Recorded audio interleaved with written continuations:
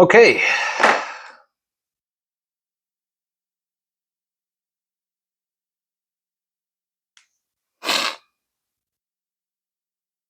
So everybody knows the healthcare system is broken. Well, not everybody. There's still some people that blindly trust whatever they see on mass media. But I think those of us that do even a little bit of thinking are a little bit suspicious now. And the more you do the research, it kind of points to a greed and profit driven picture more than it does anything about health, healing, or helping people get to a better place than they are in. So the medical system is broken. I think we all know the healthcare system is broken. But here's what's replacing it. And it's not insurance. I mean, everybody think that it's AI, and AI is doing a big portion of it. But I think that there is a big choice that we all play in a role of choosing how the healthcare system looks in the future. Because yes, there is the big money or the big companies, but at the end of the day, the big money and the big companies always respond to, or they try to predict what consumer behavior will be like. To say this in a different way, your dollars, and every time you spend money or you claim money, whether it's even insurance, because everybody said you vote with your dollar, but the same thing applies with your time, your energy, and where you actually go. So meaning, even if you're not spending the money, even if it's through insurance, if you're choosing to go to a provider, a system, or get some kind of treatment that isn't for your best and highest benefit, then we're feeding the wrong wolf, right? If you know that analogy. But anyway, I want to keep focused here because the focus of this video is just to highlight that I know we all have that feeling deep down inside that something's wrong, but we may not be able to pinpoint what that might be. And, if anybody has some thoughts or I missed something in this video, by all means, let me know what else. But there's a lot of things that once you start digging, you realize this isn't a con, and it's definitely not a spirit, and it's definitely not a race or anything about it. I just have to say it that way because nowadays AI picks up on what you all say and what I say, and it determines who these videos are even shown to. And I think that that's the biggest flaw because, if I say some things about healthcare and I don't have the credentials, I'm not a doctor or I'm not a researcher, everybody wants to see the credentials first. But I think the thing that I really want to highlight is the truth, and white is white, and black is black, no matter what. And that's the great thing about truth, or things that work with evidence or data. So I'm all about being evidence and data driven. And that's kind of why I've asked this question for the last 6 or 7 years, and I haven't really gotten a clear answer on. And the thing is right now we have a lot of insurance and we have a lot of big medical systems, whether they're medical technology companies, device companies, or pill or potion companies, whatever they are. It's the big spenders and it's the big companies in healthcare that have, again, they've predicted in some way, and they've also created a lot of markets. But at the end of the day, none of these companies are successful if you, I, us, the society chooses a different route. And that's a lot of the reason why we're doing what we're doing here at Vila K and our O-Swish centers. But that's not the purpose of this video. What we want to talk about is, what's replacing the current healthcare system. But in order to do that, we got to kind of understand where we even came from. So in the healthcare system, hello,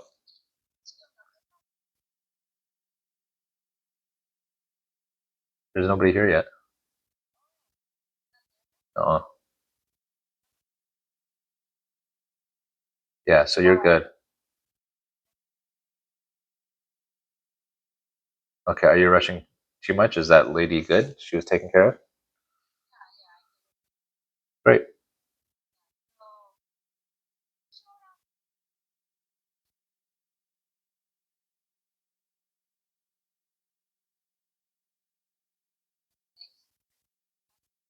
Okay, see you here.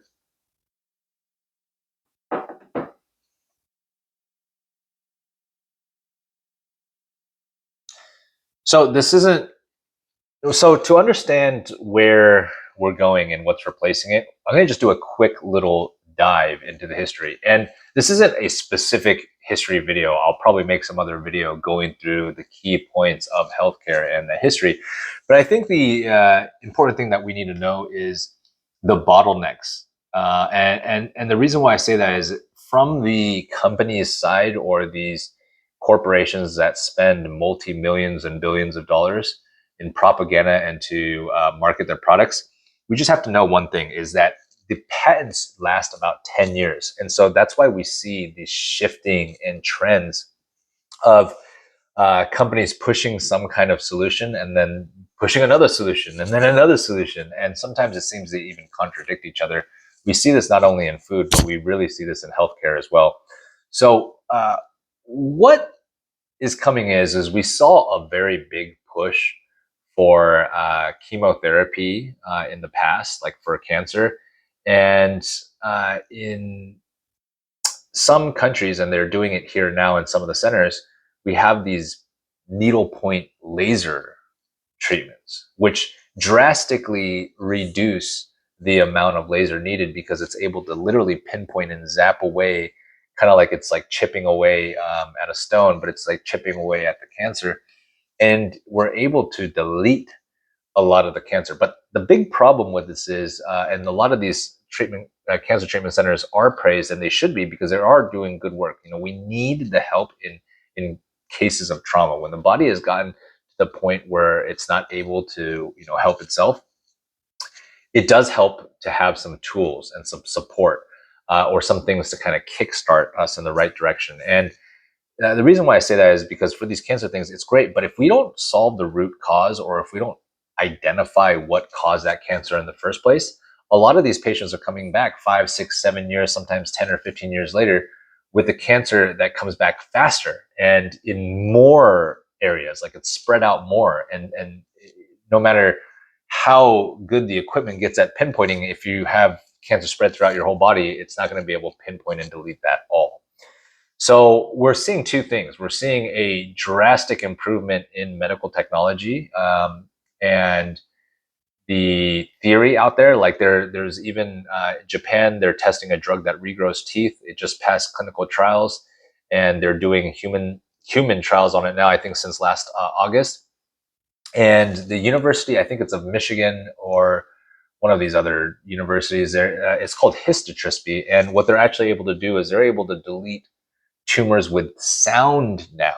Now, so if you see the progression, we're moving from, you know, chemicals to laser with heavy radiation to laser with less radiation, and now we're seeing chemicals and, you know, treatment that regrow teeth and bone, things that we were told were never able to happen, to full on removal of tumors by sound, which is completely non-invasive. There's no harm, at least that we know of, done to the body or the other organs. But who knows? Maybe even something with sound, the way it's able to destroy the organs, maybe if it does it too long, maybe we find out there's some kind of bad thing about sound. But anyway, point is, there's been some incredible improvements in the healthcare arena. And AI is able to help improve all of these areas. But here's one area that I think we really should understand. And it's going to be on us to know this information, so that way we don't get tripped up. And not a lot of people are talking about this. And I really urge you to do your own research and really think about this yourself and make your own decision. You know, you shouldn't just say, hey, I believe this guy that I saw here on YouTube, And that's not what I expect anybody to do. I've done my own research, but the evidence is out there. And so what I did is I started to Google and I started to read everything on PubMed and the National Institute of Health, and these, health or medical libraries a long time ago when my dad was sick with diabetes and when he was still with us. But you hear through my journey how I learned how to research for myself, but not just accept what was being taught, because there are different schools of thought. There's actually 170 different modalities of health, healing, and treatments. But in America, we only really talk about one, and it's this allopathic method of treatment. But there is chiropractic, there's Ayurvedic, there is traditional Chinese medicine, there's acupuncture, there's traditional Korean medicine. There's so many different other forms of care out there, but we just don't really talk about it. And it doesn't get enough credit because when we study the history, in order for the system to survive or to get the respect and trust that it did today, it had to say everything else didn't work. And you'll notice that this is a tactic, it's a strategy, it's a method that these people have used in business, and they've applied it to the healthcare industry. But anyway, I don't want to digress too much. Again, the focus is a lot of people have relied on insurance up until this point. But if you look at a lot of the other countries with more forward thinking healthcare systems, they don't have insurance, or at least insurance that the people pay. The government will cover it, and I think that's the way that it should go, or it will go. There is already a call for Medicare for all ages, and when government does have that kind of healthcare, I think that it'll just be an insurance for all. But the insurance for all, as we currently know, it's not the answer for a sick person to be healthy. I think in order to do that, we really have to understand how did we get here in the first place? Like, what are the major moving, you know, what are the major moving parts in this picture, and what do we really need to focus on versus not? Now, again, I'm gonna say, if something comes up during this video, comment down below and let's all put in some feedback here and work on this together. I'm talking with literally top doctors, top dentists, but also patients and people, because some people tend to think, or we've been brainwashed to believe, that only doctors and only dentists, if you have a license, have the answer. But that completely ignores the greatest source of data, knowledge, and wisdom, which is our own body, our own feelings, our own intuition. And really, we know what's best for our body. We used to, trust our body, but I think we're being told more and more not to trust it. And that might even be a reason why we're seeing such a high incidence of anxiety and autoimmune disease. But again, I don't, there's so much we can cover in health, but what's replacing it, right? And I don't mean to be so long winded to get here. But I think what's replacing it is, in the future, is a system that is evidence based, that is driven by data. And as patients really start to learn, I think we're going to learn, because everybody's heard health starts from the gut. But in the future, people will know that health starts from the mouth. And I think this is a very important distinction, because if we look at the mouth, the reason why it doesn't get enough credit, in fact, they use that dirty 6-letter word, the one that begins with D and ends with L, as a reason and excuse not to treat or care for the most important part of our body and our health. And it doesn't really make any sense unless if you start to realize the money factors or the business factors. And a lot of politics and a lot of the rules and the laws were written by the people that had the money or the influence to do so. So anyway, I don't mean to overgeneralize, because it's a lot more, complex than that. But health is simple. And what's replacing it is you, me, um, everybody that makes a conscious choice to be healthier is actively molding this healthcare system. And so I'm not saying that I know where it's going to end. I don't think anybody knows where it's going to end, but I know what's going to make the biggest difference. I'm even going to go as far as to say I can change the healthcare budget by at least 50%, because I know there's a lot of people that waste it. But now, with the efficiency or the Department of Government Efficiency, which I don't really know too much about. But if that really is a real thing and it is really working the way they say it's going to do, I'm very confident. I know the one thing that we can do to reduce our healthcare spending by 70 or 80% or more. The reason why I think this is so important to reduce our spending, by the way, is I'm trying to help more patients, but we're not going to get there by spending more. If you know, right now, we spend 2.5 times more per person right now in this country than we do on any other country on this planet. So we're not just a little bit more than the second country. We're outspending the next 5, 6 countries in spending. And so if you see how much we spend, you would assume, some people say, oh, it's because we do more in research and development. But no, we should be getting a better result. We should be at least in the top 10. Hell, with that much money, we should be in the top 3. We should be winning at 1. But our longevity, our life expectancy, our child morbidity rate, all of those are they're poor. They're poo-poos. They're crap. So I think we're ranked 36th or 37th, depending on who you ask, and it's not going up; it's going down. We're getting worse and worse. There's third world countries that have better healthcare systems than us. So okay, health starts from the mouth.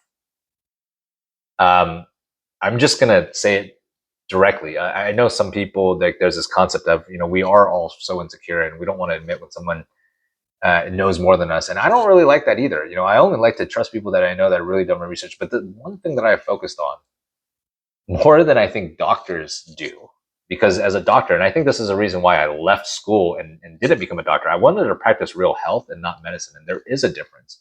And I think that, in the future, we'll need to either make, a school for this or some kind of license or something, because I don't really like the idea of a license. But point is if someone's done more research in health, they should be heard in their truth, regardless of a license. Okay, so anyway, I digress. Health starts from the mouth. We all know that health starts from the gut. But if mouth is the start of the gut, then doesn't it make sense that we should start there? So health does start from the mouth. And what we're finding out from top researchers, top doctors, and even AI is showing this now, is the mouth is the best place to predict, to diagnose, and to treat your entire body. If there was one place, it would be your mouth, because it has the best predictors, and indicators of health. And it's not just in the short term, the medium term, and the long term. Like, let me give you an example. Your tongue is, in acupuncture, you learn our body is like a hologram. So there's different areas of our tongue that map to different areas of our body. All you have to do is look at the innervation of teeth, or see the map of our teeth and the nerves, to see that all of our 32 teeth are intimately connected with the other parts, other organs of our body.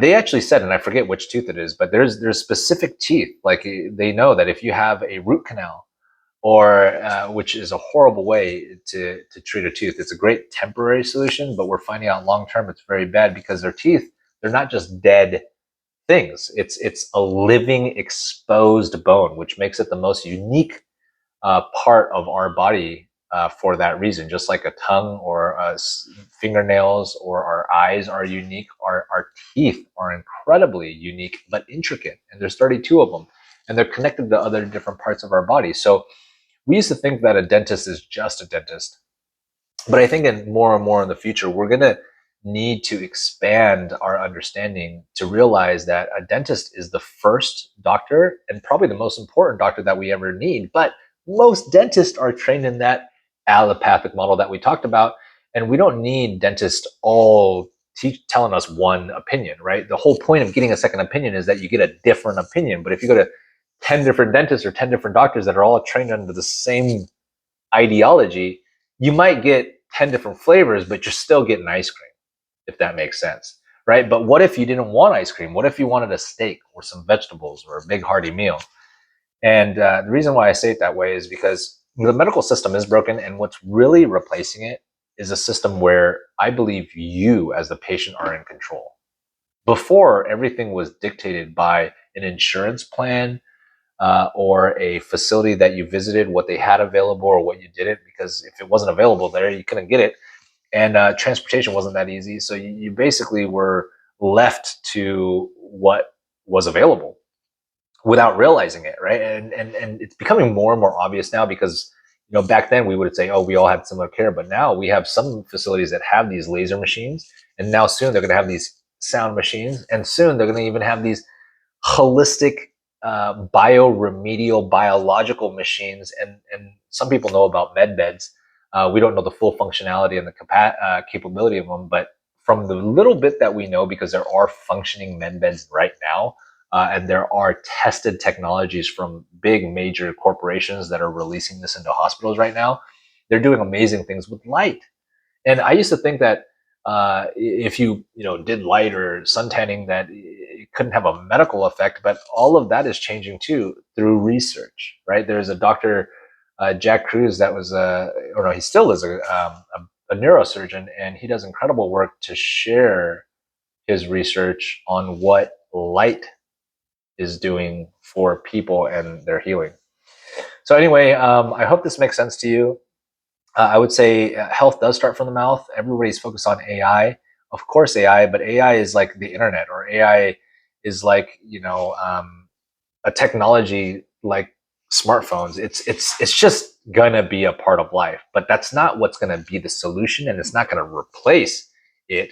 Yes, AI will be integrated into everything that we do, but in the future, I really wish, if I could shout this off from the rooftop, or if I could, for the betterment of mankind, to reduce all this ridiculous spending. Not that, the people, because I run a company, everybody wants to be rich, everybody wants to be wealthy, but I'd rather do it in a way helping people to be healthier, and without tripping them up. And the way I would do that is, if I could tell a message to everybody on this earth, if I could whisper in their ear, it would be that message, that health does start from the mouth.